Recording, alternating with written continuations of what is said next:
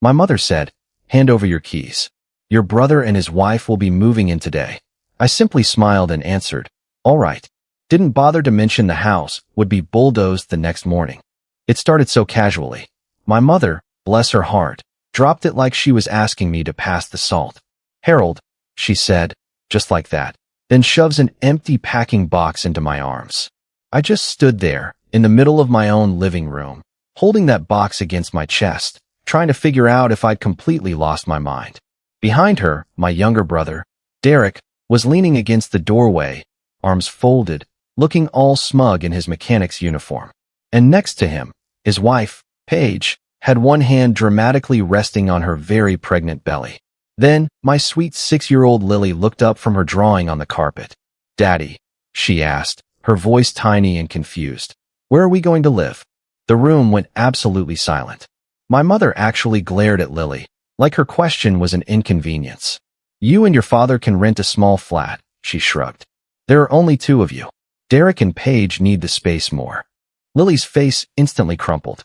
"But this is my room," she cried. My mother, impatient, just waved her off. "You'll have another room," she said. Derek actually gave a low, dismissive laugh. "Probably a smaller one." My mother smiled at him. I looked around my house. Not just 4 walls and a roof, but my life. The cream-colored walls Lily and I had painted together. The staircase where she loved to sit and read. The kitchen doorway, covered in pencil marks showing how much she'd grown, year after year. The back garden, where we'd buried her goldfish beneath the cherry tree. My family saw square footage. I saw the life I had painstakingly rebuilt after my wife, Anna, died. "You understand, don't you?" Paige chimed in, rubbing her stomach. "The baby will be here in 4 months. We can't raise a child in a 2-bedroom rental." I just stared at her. "You currently live in a 3-bedroom rental," I reminded her. Derek's face hardened immediately. "The 3rd room is full of my tools." I just looked at him, then moved the tools.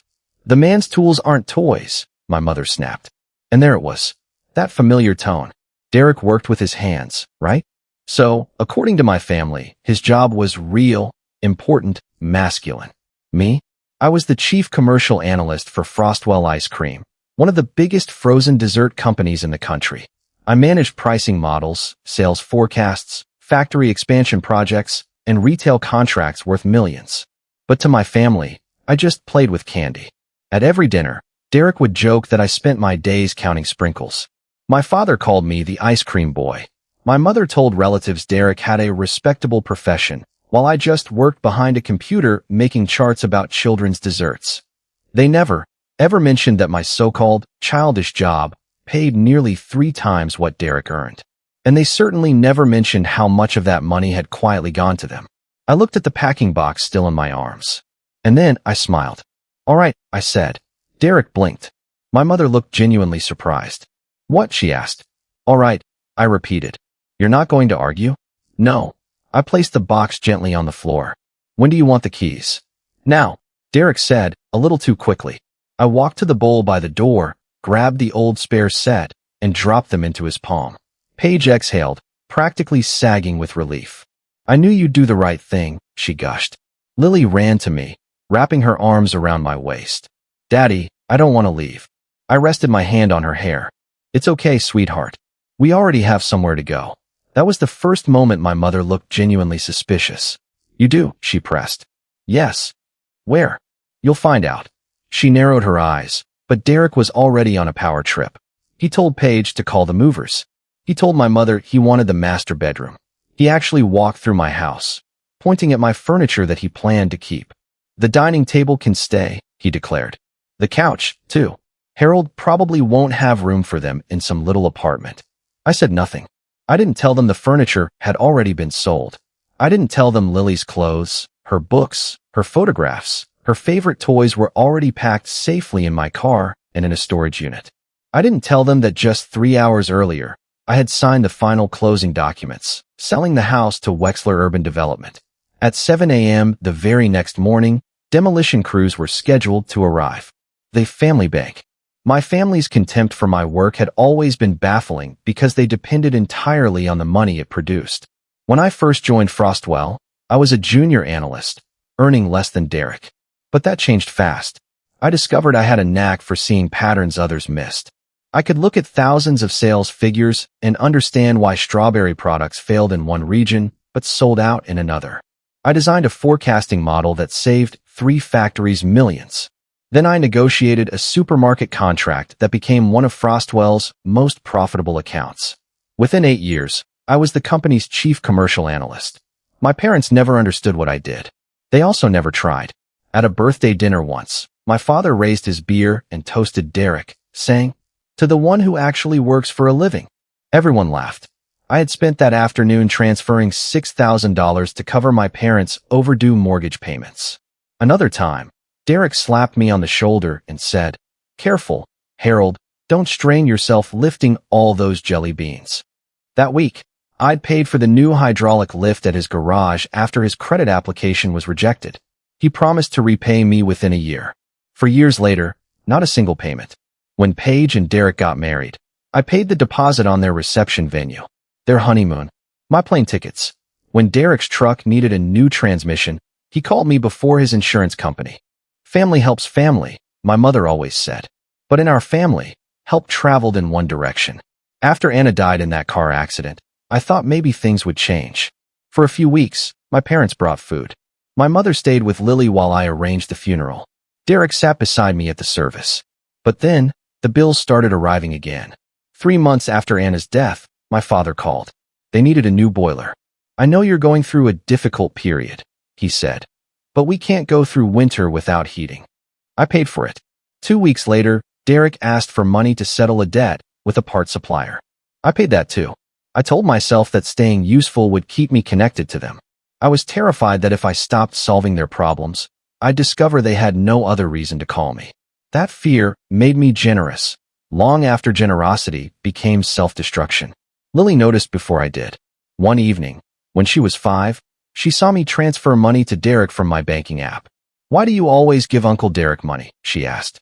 "Because he needs help." Then the kicker, does he help us? That question embarrassed me. Sometimes, I just couldn't answer. The final crack appeared when Derek and Paige announced the pregnancy. We were at dinner at my parents' house. Paige stood beside the table, holding an ultrasound photograph, everyone cheering. I hugged them both. I truly meant it when I said I was happy for them. Then Derek cleared his throat. "We're going to need a bigger place," he said. My mother looked directly at me. I should have understood immediately. Instead, I asked, "Have you started looking?" "We have," Paige said. "But houses are so expensive." "Everything is expensive," I replied. My father grunted, "Not for everyone." I ignored the comment. Over the next 2 months, the hints became outright demands. My mother sent me listings for houses near hers. Derek asked how much equity I had. Paige talked about wanting a nursery, a home office, and a garden. One Sunday, my mother finally said it plainly. "You should give Derek your house." I actually laughed, thinking she was joking. No one else laughed. "Give him my house." "You don't need all that space," she insisted. "Lily is only a child. She still requires somewhere to live." I shot back. "You could rent," my mother said. Derek leaned back in his chair. "Or buy a condo closer to the city. Isn't that where computer people like living?" I just stared at him. "You want me to give you a house worth $400,000? You still owe money on it," he retorted. "So, technically, it isn't worth that much. And technically, you still owe me $38,000. His face darkened. My mother slammed her palm on the table. "Don't humiliate your brother." I had answered his financial argument with another financial fact. "You always have to make everything about numbers," she snapped. "I'm an analyst. You analyze ice cream." Derek laughed so hard, he nearly choked on his beer. I looked at my parents, and in that moment, I finally understood something profound. They didn't merely prefer Derek. They believed he deserved what I had. His work was physical, therefore honorable. Mine took place behind a desk, so it was effortless. Every promotion I earned looked like luck to them.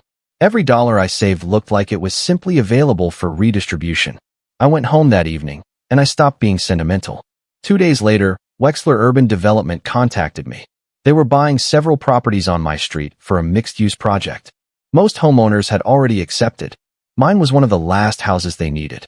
Their first offer was generous. Their second was impossible to refuse.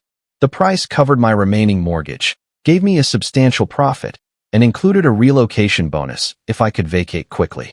I signed a preliminary agreement. Then, I quietly purchased a smaller, but beautiful, house near Lily's school. It had 3 bedrooms, a safe garden, and a sunny study where I could work from home. I bought it through a limited company my financial advisor helped me establish. My family would not find the address through a casual property search. For 3 weeks, I quietly moved our most important possessions. I told Lily we were going on an adventure. I didn't tell my family anything. The night before closing, my mother called. "Come home early tomorrow," she ordered. "We're moving Derek in." I almost warned her. Almost. Then she added, "And don't make this difficult for once in your life. Do something useful for your brother." So, I let them come. Moving day. By 6 p.m. that evening, Derek's belongings filled the driveway. His tool cabinets were stacked beside the garage.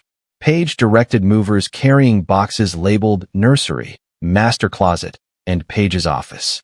My mother stood in the kitchen, putting red stickers on my furniture. "Derek wants this. Paige needs that. This will be perfect for the baby." Nobody asked what Lily needed. I took her upstairs while they argued over rooms.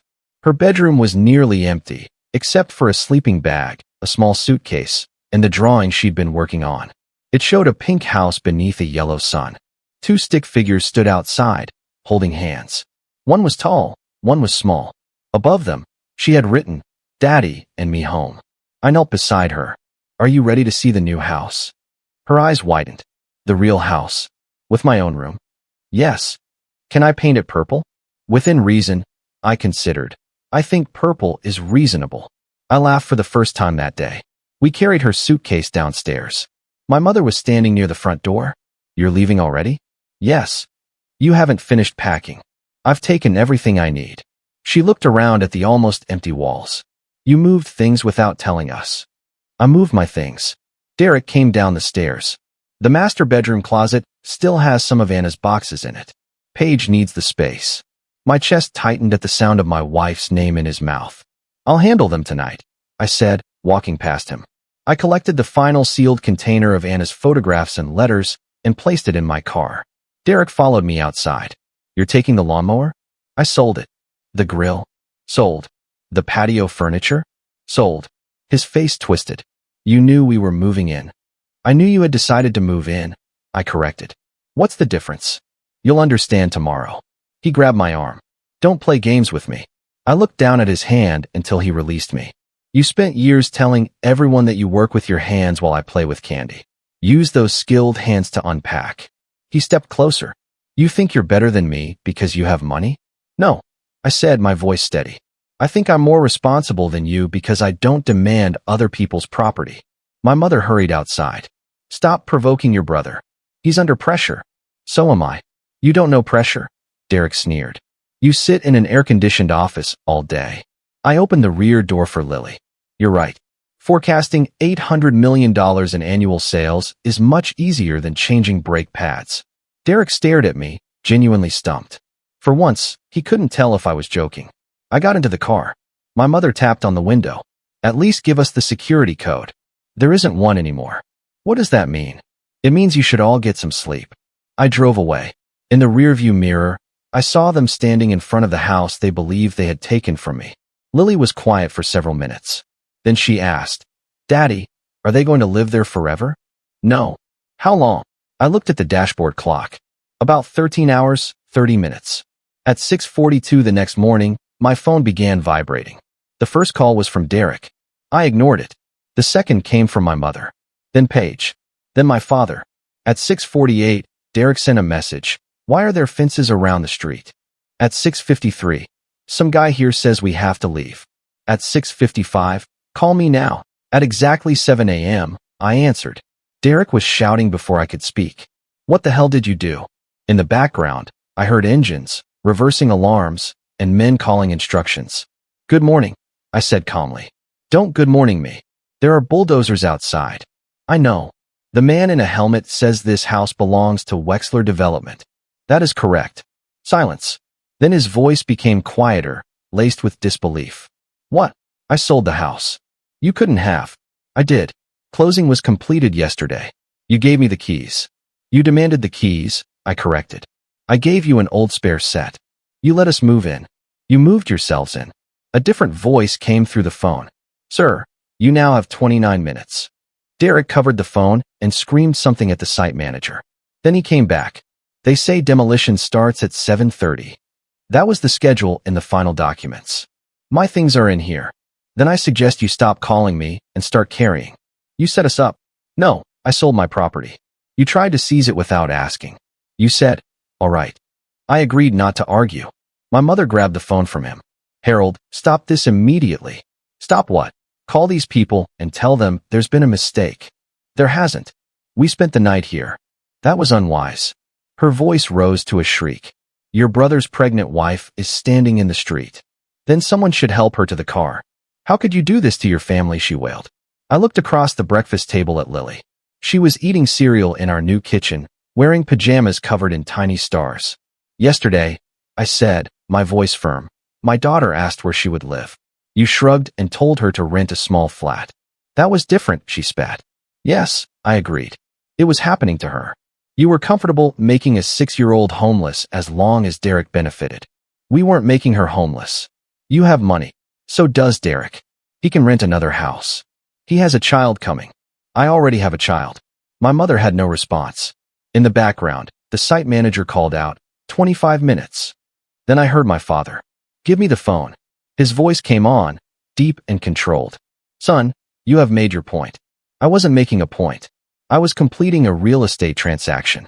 Call the developer. The developer owns the house. Buy it back. I laughed. With what? I had a house. Now I have a different house and a healthy investment account. A different house. My mother must have heard him because she started shouting. You already bought another house. Yes. Where? That information is private. Derek seized the phone again. You planned this whole thing. I planned to sell my house and move my daughter somewhere peaceful. You planned the rest. You knew Mom was going to make you give us the keys. Mom cannot make me give away my property. You should have warned us. I did warn you. For years. Every time I asked you to repay a loan. Every time I said I was tired of funding your life. Every time I told you Lily came first. You laughed. A loud crashing sound came through the phone. What was that? I asked. One of the movers dropped Paige's dresser. 22 minutes. You think this is funny? No, I think it's expensive. There's a difference. An analyst would understand. He began swearing. I ended the call. For the next half hour, my phone lit up continuously. I did not answer. At 7:31, the demolition supervisor sent me a photograph because I had requested confirmation that the site was clear. My former house stood behind a temporary fence. Derek's boxes were piled on the pavement. My parents' cars were parked at crooked angles. Paige sat in the passenger seat of Derek's truck, crying. In the foreground, the bulldozer had lowered its steel blade. At 7:36, it pushed through the garage wall. I expected to feel grief. Instead, I felt relief. That house had held beautiful memories of Anna. Yes, but it had also become a monument to my family's belief that everything I built belonged to them. Watching that wall fall didn't erase my memories. It erased their claim. That evening, my parents called an emergency family meeting at their house. I almost refused. Then I decided Lily deserved to hear me defend us. We arrived. Derek was pacing the living room, his uniform shirt stained with dust. Paige sat on the couch, eyes swollen. My father stood beside the fireplace, and my mother waited at the dining table with a folder in front of her. The moment I walked in, Derek charged toward me. You owe me $12,000. For what? I asked, taking off my coat. Damaged furniture, moving fees, hotel costs, lost work. You entered a property you did not own without permission from its owner, I stated calmly. You gave me keys to a house that no longer belonged to me. You tricked me. You tried to steal my home. My mother struck the table. That is enough. Sit down. I remained standing. Lily held my hand. My mother looked at her, then softened her voice artificially. Sweetheart, why don't you go into the kitchen? No, I said. Adults are talking. They're discussing her home. She stays. My father frowned. This isn't appropriate for a child. What wasn't appropriate, I countered, was telling her she could live in a small flat because her uncle wanted her bedroom. Paige began crying again. You don't understand what this stress is doing to my baby. I hope your baby is healthy, I said. I also hope you learn not to build its future by taking from another child. Derek stepped forward. Don't speak to my wife like that. Then don't use your wife's pregnancy as a weapon. My mother opened the folder. Inside were printed spreadsheets. For a moment, I was genuinely impressed. "We made a list," she announced, "of what the family needs from you to fix this. First, you will pay for temporary housing for Derek and Paige. Second, you will reimburse them for everything damaged this morning. Third, you will contribute to a down payment on a suitable house. And fourth, you will apologize." Lily squeezed my fingers. I started laughing. My mother's face hardened. "What is funny? You made a financial plan without asking the only person expected to finance it.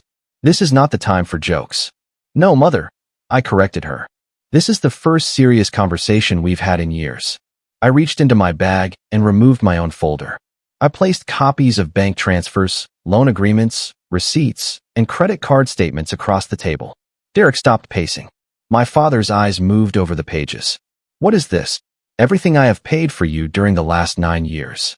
I pointed to the first section, $38,000 for Derek's garage equipment and business debts. Another page, $14,000 for his wedding and honeymoon. Another, $9,000 for vehicle repairs, rent shortages, and insurance. I turned toward my parents. $27,000 for your mortgage, boiler, roof, medical expenses, and holidays you said were emergencies. My mother's mouth fell open. "You kept records? I'm an analyst, remember?" Derek tried to sweep the papers aside. "That doesn't mean anything. Those were gifts. The garage money was a signed loan. You said I could pay whenever I was able. You bought a fishing boat last summer. That was different. Everything is different when you want it to be."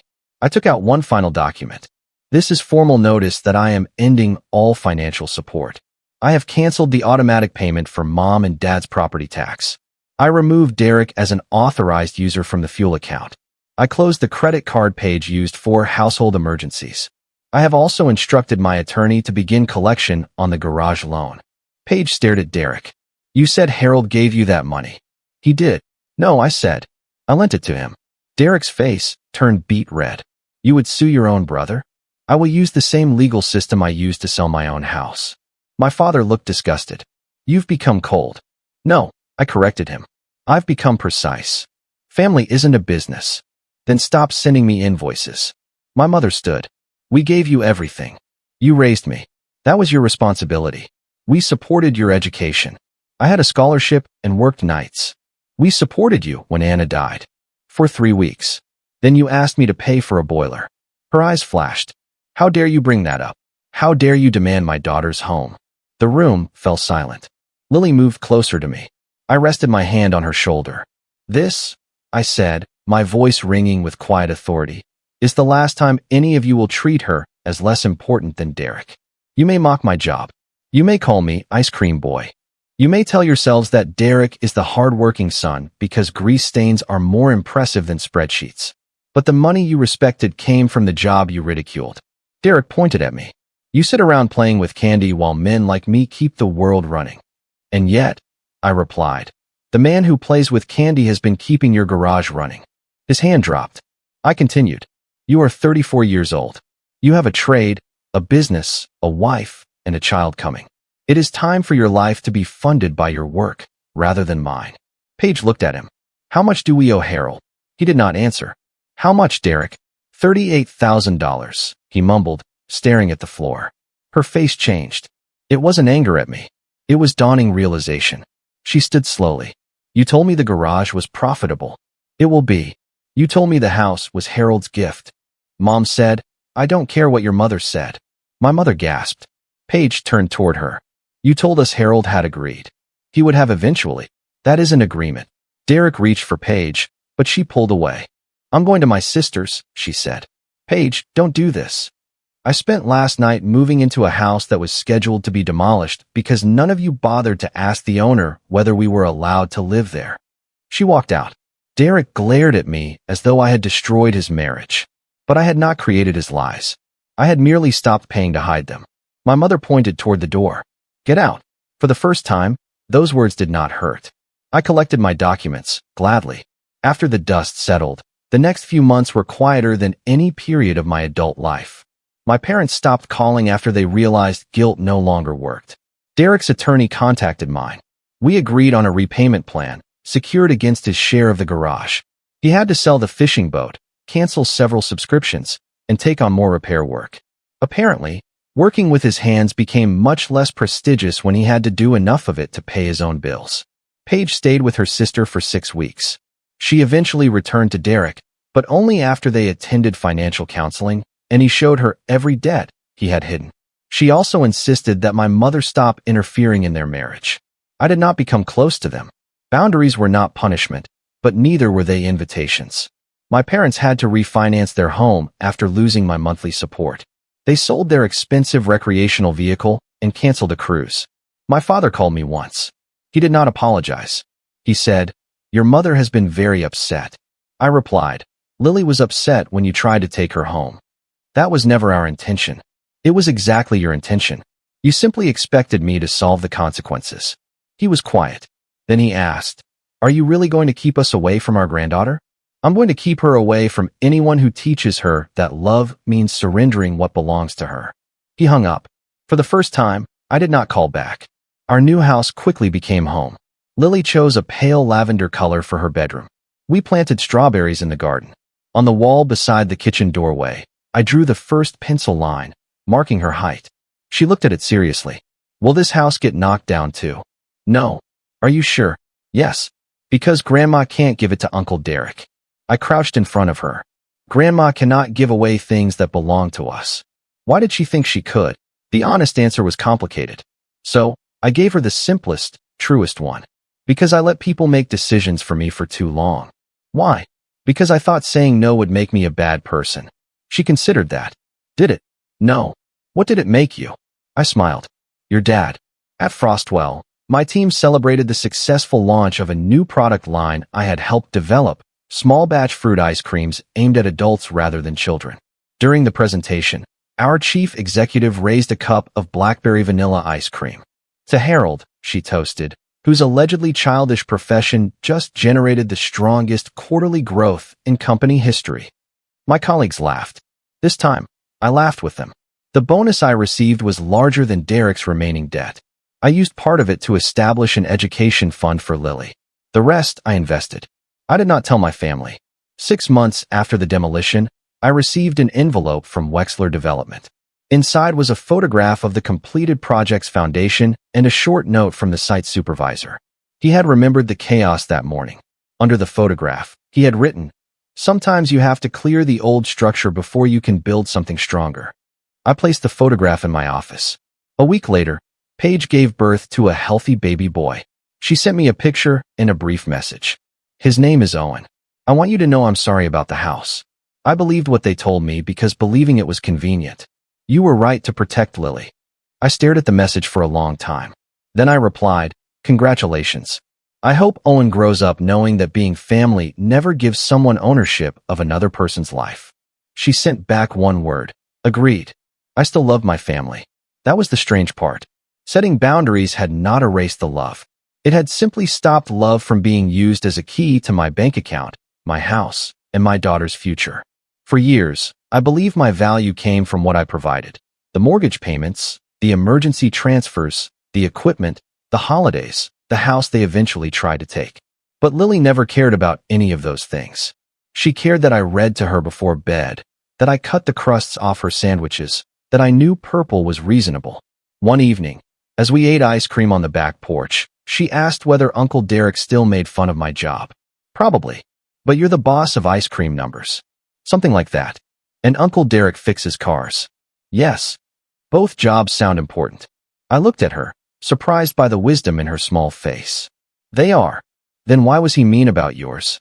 Sometimes people make another person look small because they're afraid of feeling small themselves. She took another spoonful of chocolate ice cream. "That's silly." "It is." The sun disappeared behind the trees, filling the garden with golden light. For the first time in years, there was no upcoming family emergency waiting for my money.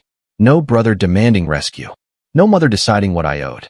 No father measuring my manhood by the amount of dirt under my fingernails.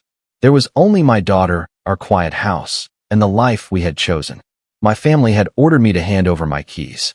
I had smiled and said, "All right." They believed that meant I had surrendered.